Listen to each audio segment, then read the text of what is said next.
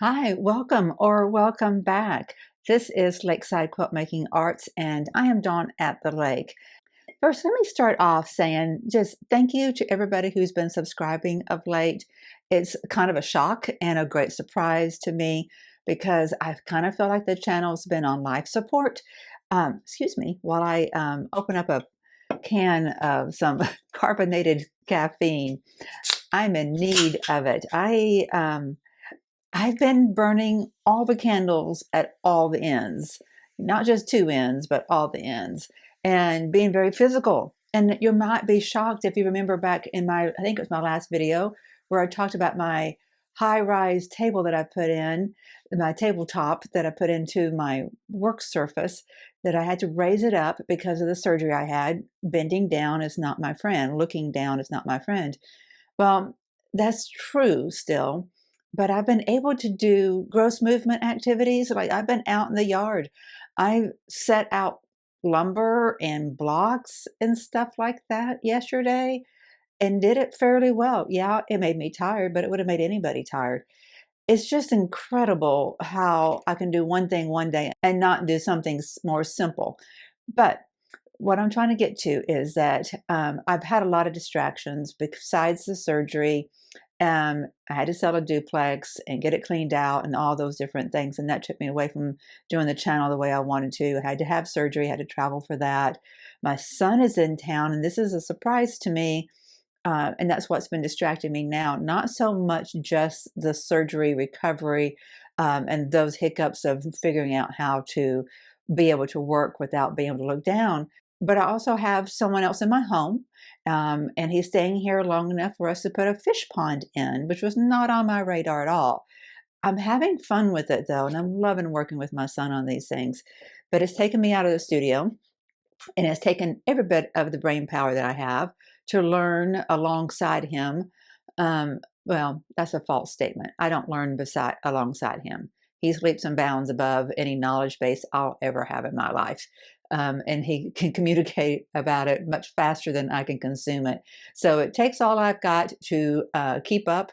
But I am, and so we're working on a gram plan outside here, and that's going to be a beautiful thing. You know, it's not just a quick DIY, what can we do right now kind of thing. It's like, what can we do that moves us towards a bigger picture?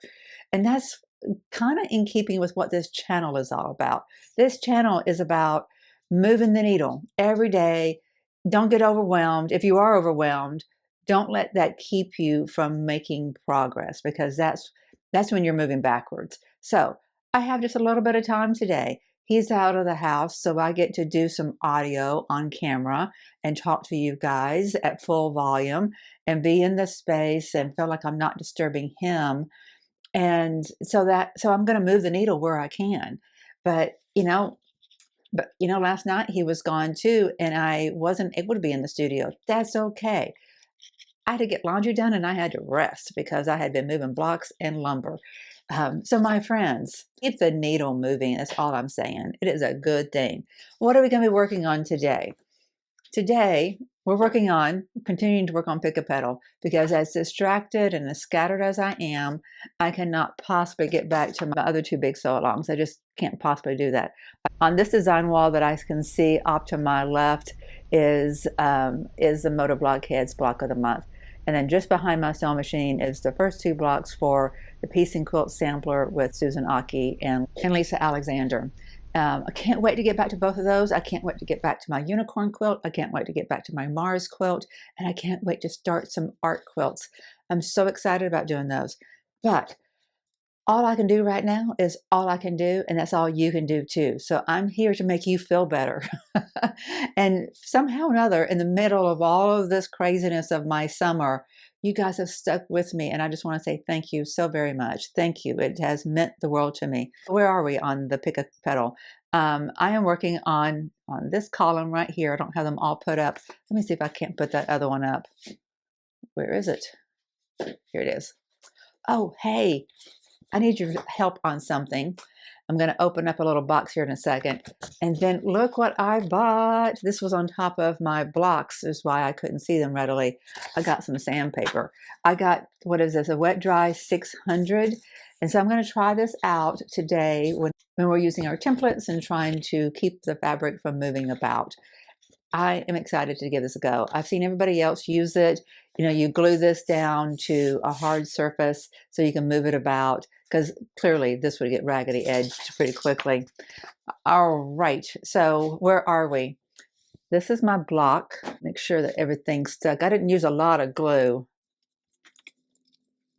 So on this block, I'm going to bring it closer to you. Well, let's look at this. Let's look at this first. So I need to put my other flower that goes in here.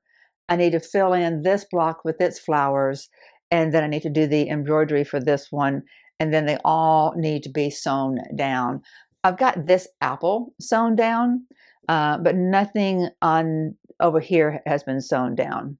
I think you may remember I actually told you guys in one of the recent videos that that's all I was capable of doing, so that's what I was going to be doing.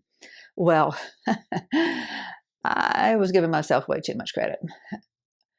I was hoping that's what I could do, but after I created that video that said, hey, I'm just going to sit down and stitch, and that's just what the doctor ordered, well, I wasn't able to. I was too worn out.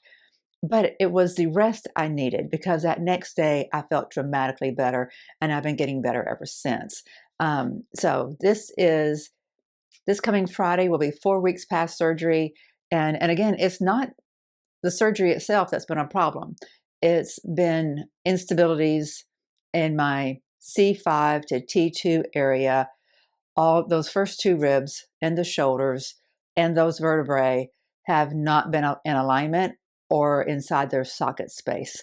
And it causes a lot of pain, a lot of discomfort, a lot of restricted range of motion. Like when I was telling you about this tabletop, that I built this up. Well, I built it too high, because in order to work on this surface, I have to raise this arm up, and that's pinching and it's moving these bones where they're wanting to stay out of place. It's moving them back to that out of place position. So I'm going to have to lower this. I can work at it some here and there and just take my time and go and do some exercises in between to help bring this shoulder down. I hope by sharing this part of my journey that it encourages some of you to make sure you're taking care of your body too while you're doing these kinds of things. Repetitive motion is so hard on the body, whether it's something as passive as quilt making or putting down templates and fabric and pieces of paper and drawing. It is still holding one position in a repetitive motion, and that's hard on the body. This particular block will require some embroidery to be done. So these are actually flower blossoms, and these are leaves. I haven't even looked at what the embroidery looks like for this yet. It's not on my radar. I'm dealing with what I can deal with, right? Just like we all do. None of this is stitched down. It is ready to go, and I like that it's ready to go. And now that my son and I kind of have a design plan for the outside, I'm hoping that some of my brain power can go back to being in a peaceful place where I can sit and do some stitching. So I want to end this video getting this ready, like picking up my thread, getting my needle ready, and getting this into something that I can take to the counter or take to my chair or whatever, so I can kind of work on it here and there. Because I do have those moments in my day. I just need to be prepared to use those moments. Excuse me. I am double fisting it today, by the way. These are my electrolytes, and this is my caffeine. I'm telling you, I worked pretty hard yesterday. Sweet, sweet Sherry loaned me her templates for everything that's on this row of applique. I'm so just astonished by the kindness of all of you. This is just incredible. So I do want to get these back to her because she has been prolific of late. She's been doing all kinds of things, and I've featured her in the last 2 videos. So you can go back, and one of the videos was primarily nothing but her. A little bit of my life update so you guys knew what was going on, and then it was about her. She's a firefighter. She lives in Ohio. She's a 3rd generation firefighter, and she's been doing this not just for 6 months. She's been doing it for a minute or two. And she's been a quilter for a minute or two. So she's used to integrating her quilting into her life on the regular. So she's able to be prolific when she can put her mind to it and her time to it. Okay, so, but I'm not. Like, I have to think about everything. I'm a thinker, I'm an overthinker. That's a downfall. It's also an asset, so I'm not going to knock it. But what happens to me whenever I have big distractions like I've had with my son here is it takes me a minute to get my head back in the game. So I need to do some really simple, straightforward things while I am being distracted with everything going on outside. And if you want to see the outside, I'll show you some pictures at the end of this video. It's kind of cool. It really is. So, you know, you might have some interest. You know, some of you may not have any interest in landscaping, gardening, or ponds or any of that, and that's fine. Whenever I say goodbye to you at the end of the video, just turn off to something else. Otherwise, stay tuned and I'll talk to you about what's going on outside. So this is the block that we've got to work on today, the second one. I want to get all those cut out and I won't get them placed. I know I won't, but hopefully just because I just don't have enough time. But if I get started, I will have moved the needle, right? So I kind of want to do this one. I want to start with this one right here with this rectangular leaves and the kind of bulbous flower blossom. Isn't that cool? Yeah, let's start with that one, see what we can get done. And I'm having a thought about how I'm going to handle the other two borders of the Pick-A-Petal. So you can see I've got the left side of the applique done, and I'm, you know, getting close to having the right side done. And I'm thinking, since this quilt is for my granddaughter, and it's got and the fabrics are kind of a resemblance to different qualities of both of her parents, her father and her mother. And so far, primarily what you're kind of seeing is those that relate more to my daughter, but I have fabrics chosen that relate to my son-in-law and, you know, the baby's father, but I think I can do better. So I've been online and I talked to his mother because he's from Iowa. And I talked to her and I kind of nailed some other fabrics I want to choose for the other two borders, like the border here and the border down here. I want to pull from Iowa State. I want to pull from a set of fabrics that I have identified on Amazon. I haven't picked out just which one. They're a little bit more costly than the fabrics here. You can't get them in a fat quarter. You got to buy the full yard. That's okay because they're going to have more children and I can make more quilts for them. But it does add an expense to this one quilt. But that's okay. I think it's the right thing to do. But I need to identify which of the fabrics I've got selected will go with these other fabrics I have up here because I want it to seem cohesive. So before we get going, I want to share with you what's in this box and I want to ask your help with it. I was gifted something by Sweet Sherry. She is a doll. I need to go to the kitchen to get a real knife, so I'm not using any of my fabric tools. I think this is opening up. I know what this is, but I want to show it to you guys, and I want to see it in person. I waited to open it up on camera. Okay, that box is not going to open without clipping that there.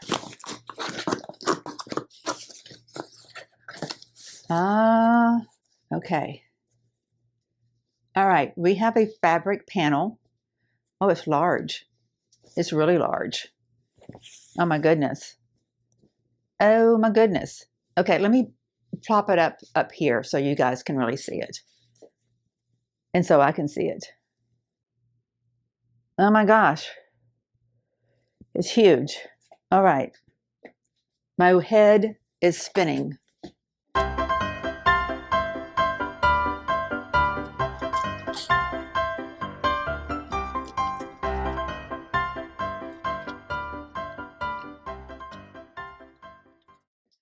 Can you see that? Okay, that design wall is 48 inches by 48, so square. And this panel must be around 52, 54 inches, something like that, because it's going above the top and the bottom. Oh my gosh. So I'm at a loss for what to do for it. I think, now the instructions say that it's a door panel. And that's awesome. I think that would be an awesome door panel. Let's see what the instructions say. Cut out door panel, but do not trim edges. Leave at least ½ inch around edges. Layer door panel with backing. Top stitch around details as desired. Between blue background and Father Christmas.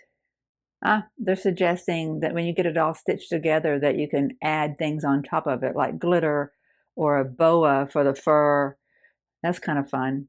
And it is suggesting to hang it that you stitch some little small rings on the back. Oh my gosh. This could be really fun. I don't see it getting up this Christmas, but I do see that it'd be fun to work on this winter. I love it. I've got a door that we all have a front door. Most of us have a front door. And I've been wanting to put something out there. This is perfect. This is a perfect start for that. Thank you very much, Sherry. But if any of you have some suggestions on how I would stitch around this, how I would quilt it, how I might augment this or handle it, or would you do something besides a wall hanging, a door hanging? I don't know. It's got some possibilities. I like it as a door panel. I really do. But even in that use of it, I could get creative with my quilting. Yeah, this is kind of fun. Oh, there's always so much to do. There's just too many fun projects. Okay, my friends, that's exciting, but I'm going to try to stay focused. I'm going to get going on the second block of my second border, and I'm going to start with the lower flower. Let me put this back up on the wall. I'm going to take down my Santa for a moment, but I'm not going to make him out of sight. I've got a large shift robe on the other side of this room. I'm going to open one of those doors and hang it right there just so I see it nonstop, so it will not be an out of sight, out of mind kind of thing. I'm kind of excited about doing some hand stitching on this or practicing my free motion quilting. That might be, which I need to do, right? Because I need to learn more and get more comfortable free motion quilting. It's something that's going to lead to me one day hopefully having a long arm, right? If you have a long arm and you want to do some free motion quilting on that, the more familiar you are with, what your stippling looks like, because everybody's is unique, just like your signature is unique, and being able to be loose whenever you're making those motions on the machine, which is kind of hard, right? When the ribs and the shoulders are not behaving properly and then the muscles are trying to clamp up, and then go over to the machine and try to be loosey-goosey and do your free motion quilting. It might be just what the doctor ordered, to relax and just go with the flow. All right, I'm going to take down Father Christmas. Thank you again, Sherry. Really appreciate you. I am glad to call you my friend. Take down Father Christmas, put this block up so I can get things squared away so we can start the next block. And the more I sit here and get more familiar with my fabrics, the more easily I can go back to my Amazon cart to buy my Iowa State fabric and my Navy. He was in the Navy and he got his doctorate from Iowa State. He got his first degree from Hillsdale. I think that's Michigan. Is that right? And I haven't been able to find any fabric representing them. If any of you guys have any fat quarters representing any of those, please remember your girl. I'll pay for your postage, right? Because that'd be cheaper than me buying a full yard of any of this. But I need it to kind of blend in with these blues and all of these others. So he's a gardener and a cook. He loves to cook, and they can. So and he loves automobiles and fishing, evidently, although I haven't heard of him fishing since I've known him. So I've got fabrics that blend with these colors that go with automobiles, go with vegetables. I'm looking at one right here off the screen, beekeeping, those kinds of things.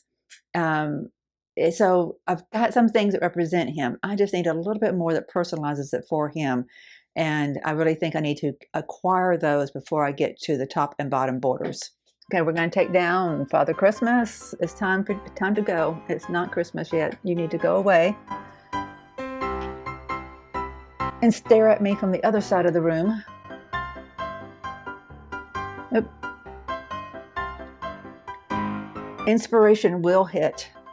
I cannot believe these are just stuck there with friction. I cannot believe they didn't fall down as I moved Father Christmas. Okay, I'm going to go put this on the chiffon. It's important for me to remember that the darker fabric is the top. So I'm going to note that on camera so you and I both don't forget it. I don't normally have carbonated caffeine in the house, but my son does. And this is not the flavor I normally have when I do choose to have a carbonated beverage that is caffeinated. But it's doing the trick, in case you can't tell. There's a little bit more energy in me than what there has been of late. I needed it. Oh my goodness. There's just been so much going on. And I'm so grateful. So grateful. It's so good to be tired from working hard. It is so good to see little glimpses of creating a future.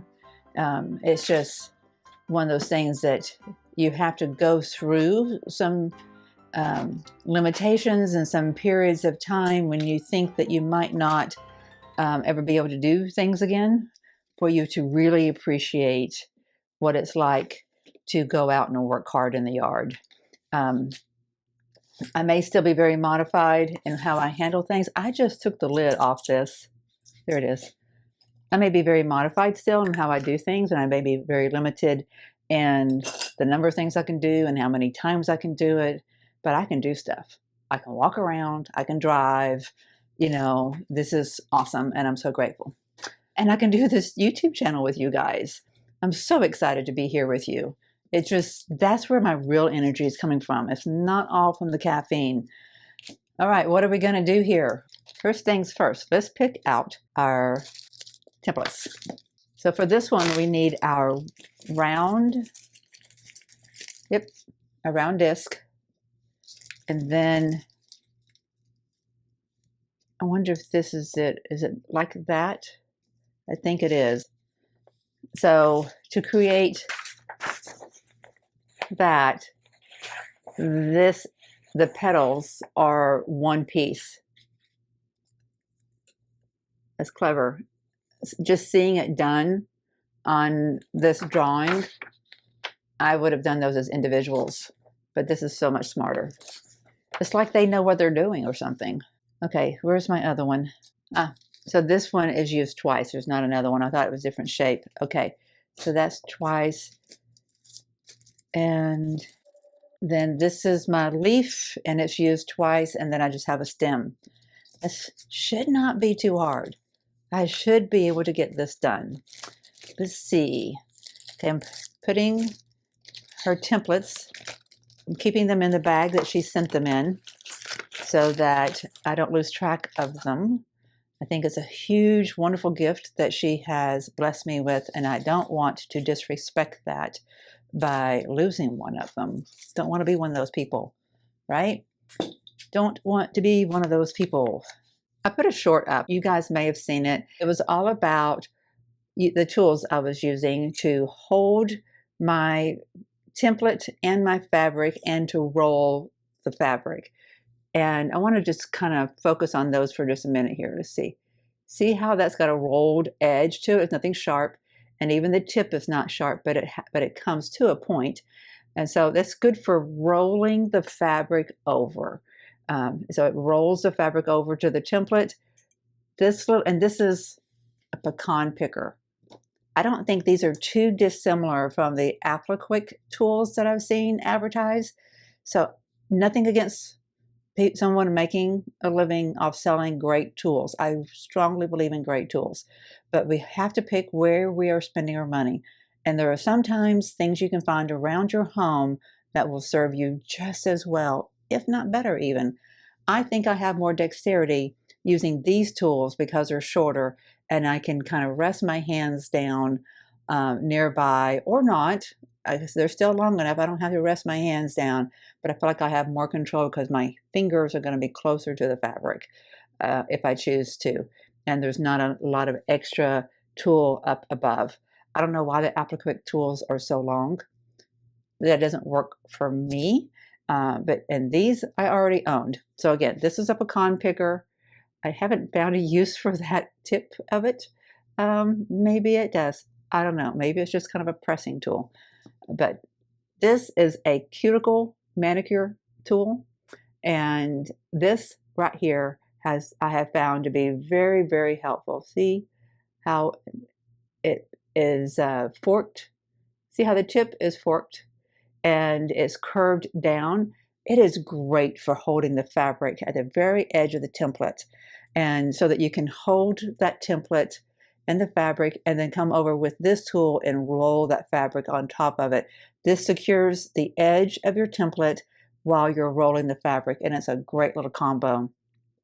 And I found that the other end of this tool is very helpful too. Sometimes you need a broader point of contact, and this works as well because it's curved down and it is making points of contact all the way around on a greater, wider edge. So who makes this? I don't see a name on it, but yeah, Lacrosse. You can get these Walmart, pharmacy, wherever you want to look for manicure stuff. I'm just saying, sometimes we've got already in our possession the tools that we need. I'm going to be using these until someone convinces me that there's something better that I have to pay for. Okay, John, no more stalling. Let's pick out some fabric. Okay, so what do I need? Okay, so if this is the top, this blossom is going to be coming from this side and coming down. That's the direction it's going to be going. Okay, that's good to know. That's good to know. I'm going to point the camera down so you can see what's going on. Okay, looking at that, my first leaf will go here, and this combo comes all the way up to here. Or is it here? Let me see. Yeah, I think it's actually here. Yes. Okay, that's where these are going to go. Let me get that on screen for you. Yes, so this petal actually bridges over to the other block. So I need to connect these two. The one that is up here is not connected, so I can keep this one free of that first one so I have less that I'm handling while I do this. So let me connect this one to its partner in crime. Let me first discuss the fabrics I'm going to be using with you. Okay, so I think what I'm going to do is this is going to be our blossom petals. This will be the inside. I'm doing this one-handed so it may not be as neat as I'd like for it to be. That would be the center, the circle, which of course goes on top. Yeah, goes on top. And I think I will use yellow as my stem. What do I want to do for my leaves? I'm kind of liking this, but I've used it elsewhere, I believe, recently. Just a little bit of it. I can use more of it. I think that would be a lovely combination. I'm going to get you a better shot of this color combination. Hang on. I think those are a lovely color combination, and they'll blend well with the other colors in the applique pieces on the rest of the border. So I think that's a go. All I got to do now is get these cut out. Okay, I need to get my tabletop set up so I can get you guys some good pictures. This is what I use to lift the camera up directly. It sets I don't know if you can see this on camera, but the phone sits right here so we can look directly down at what we're doing. So I'm going to put down my sandpaper and I'm going to bring my templates over and my fabric over and we'll get to town. This one is easy. Okay, this should be easy. We are just getting 2 of these rectangles cut out. Just want to draw around it so that I can cut out a 1/4 inch around that. I'm not going to overthink this. Well, I don't see my number 2 pencil right now, so I'm going to just use this pink one. This is the water soluble pencil by Clover, and it's in pink, which is fine. It will go away. It won't bleed through to the front. I just feel like it's an unnecessary use of this product, where a light pencil line would have been fine. Okay, so I've got one of those. Leave room for a 1/4 inch seam to be cut there, and another one there, and let's draw out another. It helped me so much when I got that message that I told you guys about in the last video, where the person was saying that quilting cottons can be doubled up. Like, to be able to turn, the reason this comes to mind is because it was this type of template that I was turning the seam allowances over, that I was cutting out the notches for, so I wouldn't have bulk. And it helped me so much when that one commenter told me, quilting cottons really don't bulk up. I was like, oh, that's good to know. And you know what? They don't. But I might still take out a little notch, a little bit tiny notch. So I'm reducing the amount of material there. So it's easier on my needle as it goes through, but I don't have to if I get the effect that I like. Okay. So I do like the sandpaper. My fabrics did not slip and slide around. My seam allowances don't have to be perfect, so I'm not overthinking that. It just helps if they're not a 1/2 inch, so I'm going to bring that down a little bit.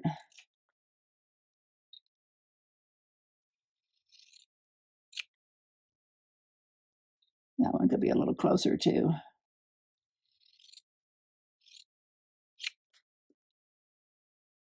Yeah, that's fine. But like I said, I might just take out a little notch. Just a little bit less fabric.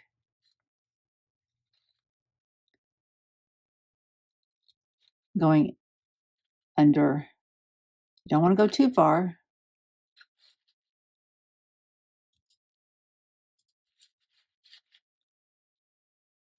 Totally unnecessary step, but I feel like I'm doing myself a little favor, so I am going to take the meager efforts that it takes to do it. Okay, that's one. Working on the next.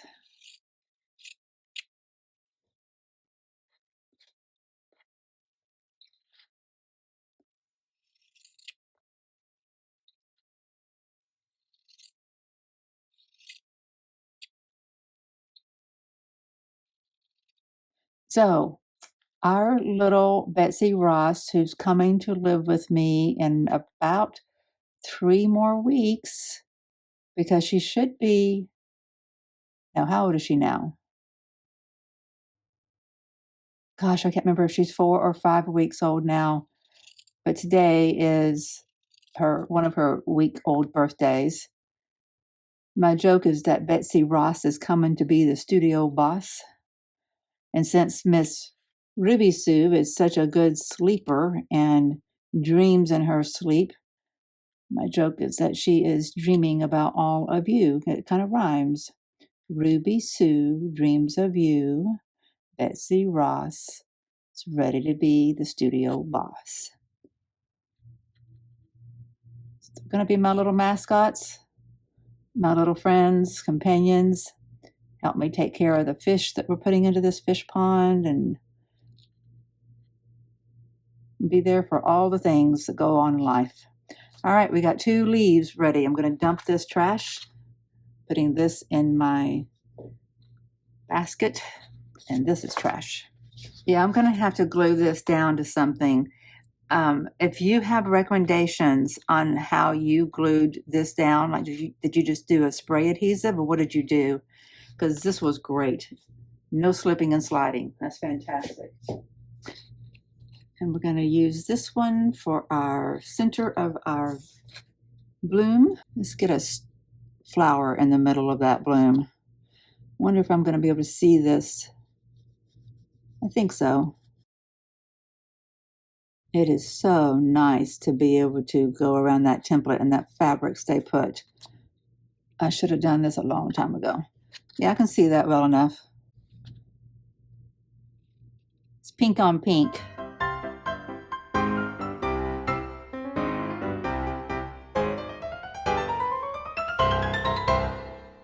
There. All right. So that one's done and that one's done. Let's keep that template with that leaf. This is such a densely packed pattern. I don't think I need to try to cherry pick anything in particular, although it is nice that the span of this template actually comes close to spanning the center of that blossom and the center of that blossom. I wonder if I can get that. Yeah, I might do that. Nope, there's not enough room for a seam allowance there. If I pick there and there, that one and that one, turn that over.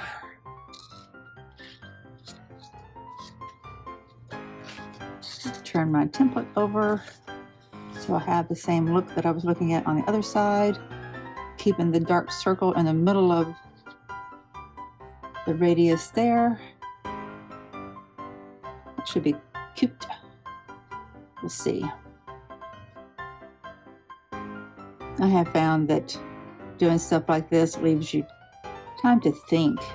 You pray about people and think about people, and it could be worry time too, whenever you have time to think, but I try to see it as a more peaceful thing. I enjoy this work. I think I shared that in one of the recent videos, is that I needed to get to where the applique was a more peaceful process, because it was such an unknown for me, and it was so many new steps that it was not really being a pleasant experience. But something triggered in my mind when I got those really pleasant comments on the last couple of videos, where somebody says, hey, everybody's applique is individual to them. That gave me permission to just chill. And then the other lady who sent me the, or person, I don't know if it's lady, sent me the title to one of the Missouri Star videos from 11 years ago that had applique instructions in it. And just watching that series of videos, it really just kind of calmed me down to where I realized I was holding my own self up. I needed to relax so that I could enjoy this, and so that I had the ability to think through what needed to be done and not to be in a rush or a self-imposed state of anxiety about it. I pride myself in not being an anxious person, but yet, I'm human like the rest of us, and I think that's what was going on. Oh, that looks cute. It'll be better. Well, it will be, because this will be in a little bit, right? That will be in a little bit, so you'll be able to see that blossom. That's nice. Let's see if we can't cut another one like that. Okay. Could go with those darker blooms. I think I would do that if I was doing a different flower, but just stick with this aesthetic on this bloom. Do the same technique. Oh, those match nicely.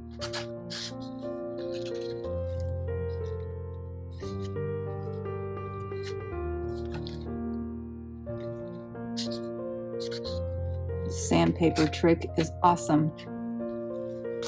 Okay, the darkness of those blooms are on the side of the radius of the template. fabric is staying down so smoothly because that sandpaper.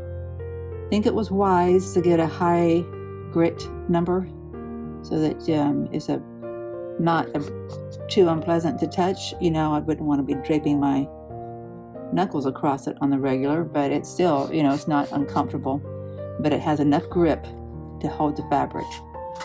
Yay. Okay, that one's done. That's done. Pencils out of the way. Let's get this cut, and then we need to do a bias stem, and then we can start turning our edges. Kind of just want to free this from the fabric piece. So as I'm turning this, I'm not flopping that whole big piece around.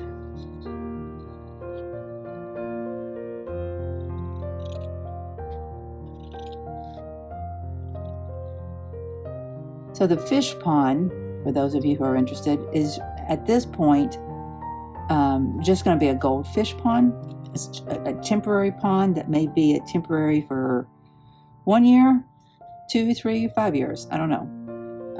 The intent as of right now, which is very much subject to change, is that we'll put in a cement and fiberglass pond that we can, that's larger than what we're making now, and it will be able to hold koi.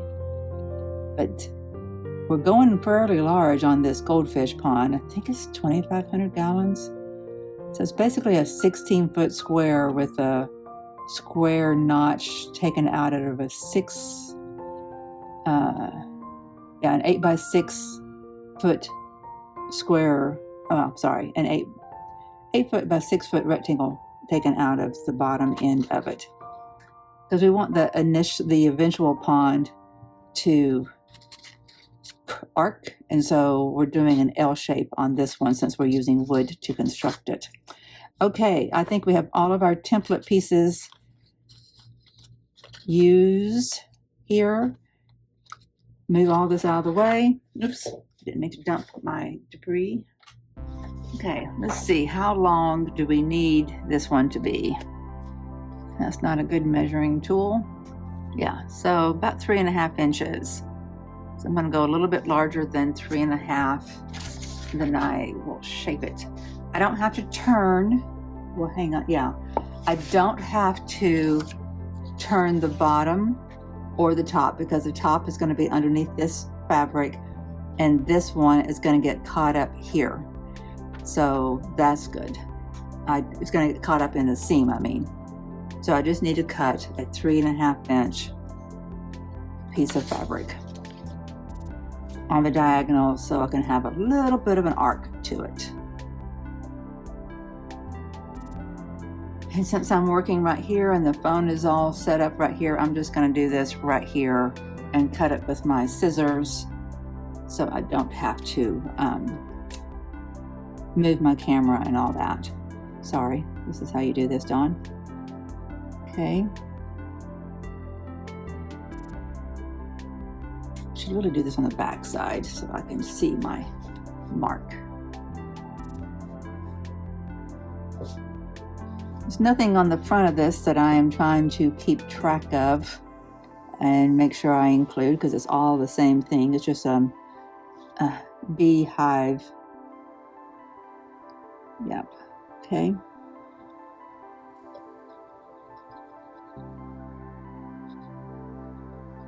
I just sharpen my pencil. Okay, let's go over 1/4. Is that about what it is? Looks like it's a little bit bigger than 1/4, doesn't it? No, it's 1/4. It's gonna go over 1/4.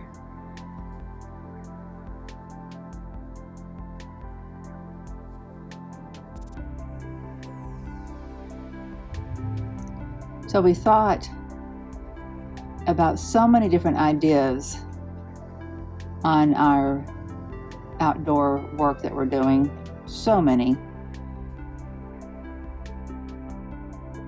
And we watched a lot of videos and explored a lot of construction techniques. And I think we've got a pretty good plan now. That's gonna be great. Okay. As long as I don't cut this out on, okay, cut it with a seam allowance. Doesn't need to be a full quarter. Maybe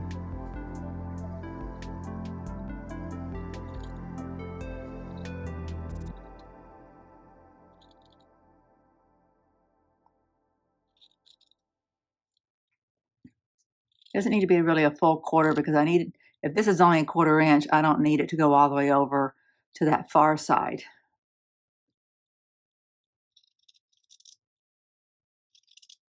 Need enough fabric that it doesn't want to flop back open too readily whenever you bend it. So one of the things that I've been doing recently, somebody in one of the comments gave me the idea of using a really small amount of the starch whenever I am turning my fabric over the template. And so what I'm doing is I'm applying that, what can I point with besides my fingers here, because my manicure has been done by working outside.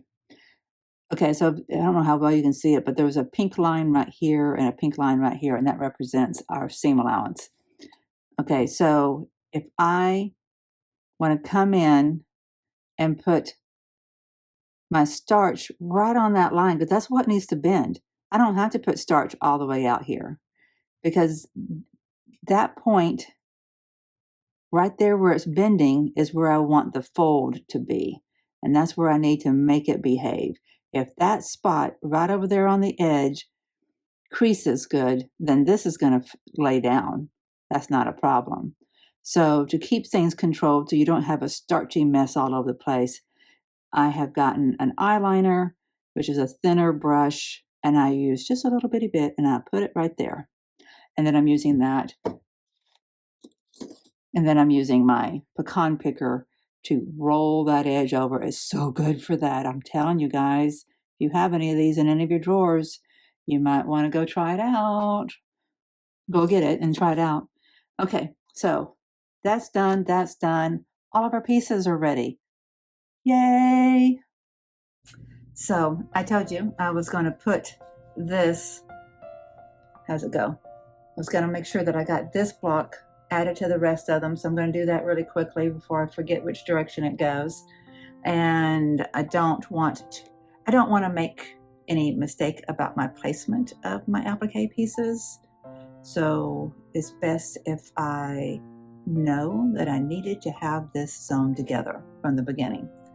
And I'm seeing that there's a slight discrepancy in the length of one block from the other.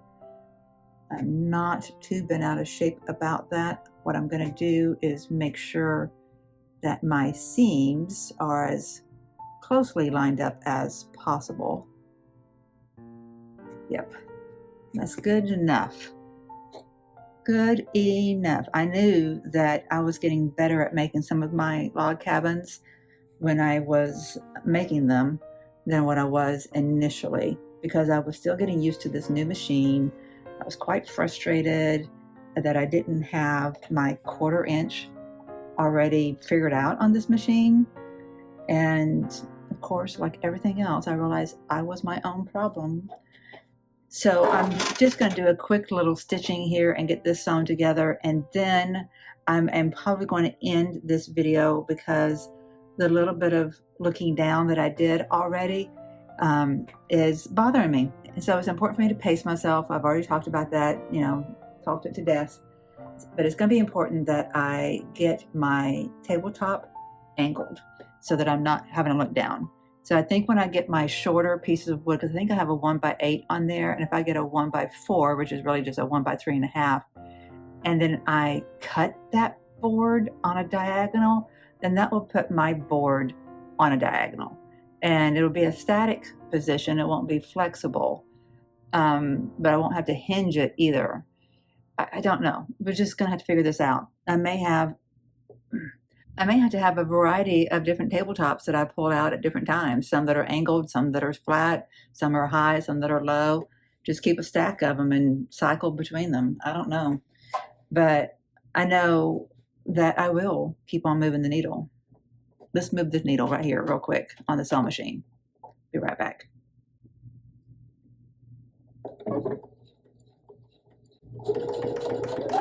It is so nice to be back at the machine again, but I'm telling you, it's been so long that I had to rethink about what do my buttons do, because it's not instinct like it was on the Singer, because I mean, all of my experience in my entire life had been on some Singer or another. But this is a new one to me, so I'm having to relearn it. I think I'll get this pressed before we sign off. Actually, no, because as I try to get up from the sewing machine, this rib moved a little bit, so I'm going to call it good. Do a little bit of physical therapy, and then I will get this video edited for you guys. I want to thank you again for being here. If you've not subscribed, please do so. It helps the channel, helps me tremendously. This is my small business that I am trying to make a living from. And it's a blessing to me to try to make a living by inspiring other people to keep the needle moving. In other words, keep on plugging along in your life, to not let it bother you when you get overwhelmed by things, whether it's physical stuff, a lot going on in your life. If you keep the needle moving on those passion projects, it feeds the soul. And don't give up just because something's gotten hard, right? I bet you if there's anybody out there who's watching my videos, you're already that kind of person. Otherwise, I wouldn't resonate with you. But if I resonate with you and you want to see more videos like this, then please hit that subscribe button and then hit the bell and click the option that says all, so you get a notification every time I send up a video. I love what I'm doing. Love it to pieces. Just and I appreciate all of you. So grateful for all of you. All right, my friends, I'm going to call this good and see you in the next video. Take care. Bye-bye. If you're still here, I bet it's because you wanted to know more about the pond. Well, I'm going to show you some video. I did a scan of the yard so you can kind of get a feel. It's like a 16-foot square with I think it's like a 6x8 notch taken out of it. Eventually we want it to be kind of paisley shaped, kind of like a kidney bean pool shaped. And we want it to be made out of ceramic, cement, with rounded edges and soft edges with fiberglass lining. But to step into the world of caring for fish and having a pond and taking care of the water and all that, we wanted it to be a kind of a lower maintenance, and we wanted it to be something that we can modify quickly and inexpensively if we want to change the placement of it in the yard. It took a long time. It took us 2 weeks of a lot of thinking, of back and forth about where to put it, how small, how big, what is our long range goals for the back of this house. And, I think we're going to put either a deck or a raised deck or raised patio off of the back of the house. Take the window in the kitchen, turn that into a set of sliding doors so you can walk flush out to a patio and look down into that pond. So thinking about that and where we put this pond now so that it doesn't interfere with making that future pond.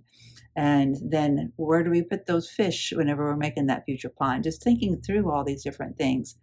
We thought about putting a 20 by 30 foot pergola up at one point and putting everything underneath that, and let that be our temporary.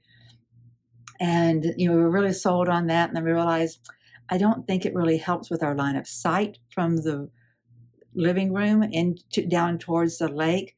So where do we go next with this? Well, do we put it off to the side and just build some little small room where we keep a little fish pond? And I thought, don't really think that's going to really help us with our grand plan. And what is our grand plan? So once we got a better idea of what our grand plan is, which is, to be interpreted as long range plan, right? Because we're not going to knock this out in the next couple of weeks. It may be a 5-year plan or a 10-year plan or a 20-year plan. I don't know. But you got to have an overall concept of your land usage before you can lock in any permanent features, right? So that's what we're doing. I mocked up the outline of this pond, and so that we can get a feel for its shape and the amount of space it's taking up. Of course, this has rectangular angles to it, and we're going to be doing something curved when we go with a permanent fixture. For this pond, we only have to dig down like 4 inches because goldfish only need 24 inches here. And we'll have 18 inches above ground and 6 inches beneath. And so how we're going to construct this, we're still trying to determine a couple of things on that. We're probably going to use a 6 by 6 inch sleeper lumber. It's just a block, a piece of lumber that you can use for making posts on a pergola. So I'll keep you in the loop if you're interested. Let me know in the comments if you want to see more as we progress on this. We're having tons of fun, and it is a great way for my son and I to bond. It's just a shared passion all of a sudden for him to get into flowers and fish and water features and using the property like this. So I just really want to support it, and it's behooving me too, right? I get to enjoy all this. And he just gets to enjoy it whenever he comes home for vacation. But maybe it will bring him home for more vacations. All right, my friends, thank you for being here. Thank you for subscribing. Thank you for following along and leaving me comments and giving me any guidance on anything that I am doing on the videos. I really appreciate you. See you soon. Bye-bye.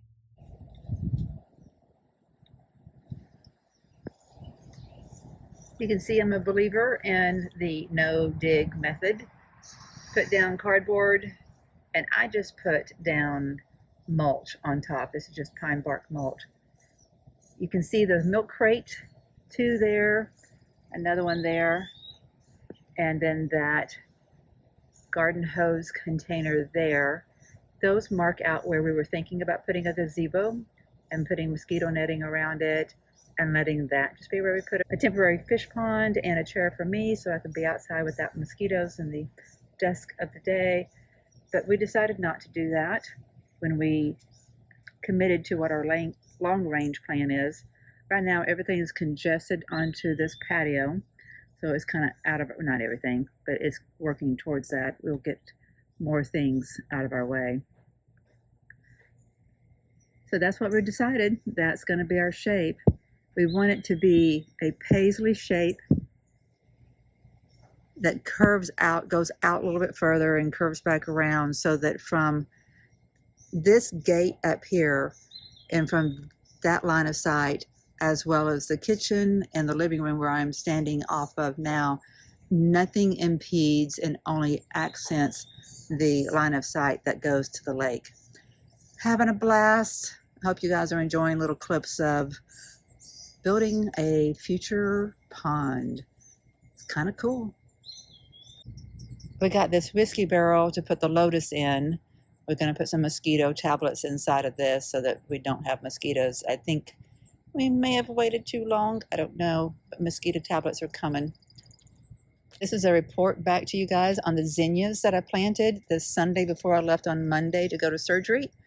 So these are 3.5 weeks old. Is that right? Maybe 4 weeks now. So I had a mold come through, and I think it attacked some of these leaves, but they're doing pretty healthy. I should have thinned them, but I wanted to see what they would do if I don't. So I've got some things ready to plant. I've got birds that just wear out this thing. And then I had it down lower. Ruby was drinking from it, so I gave her another one that she can drink from, a little fountain there. But the birds come and wear this one out. I don't have to worry about mosquitoes in it because I change that water out every day. I don't have to have a little fountain in it. So it's a little messy. Progress is always a little messy. Need to get this lotus out in the sun, I do believe. I thought it needed shade. My son thinks it needs sun, so I got to look up how to take care of it. A little update on this fish pond. Our lily is taking over. So right now we just have terracotta pots in there to give lift to things until we get the bigger pond figured out and everything gets moved over to that. I would take them out of the terracotta pots because there's no way the terracotta would survive a winter here. I do have the right kind of pots for aqua plants that are buried inside water. Do you see the little fish? These are called makata. They're Japanese rice fish. See if I can get you a good picture.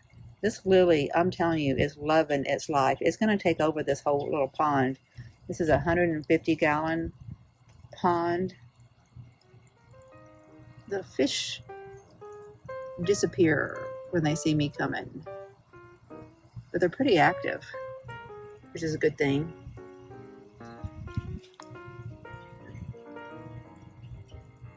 I think they're enjoying their lives too.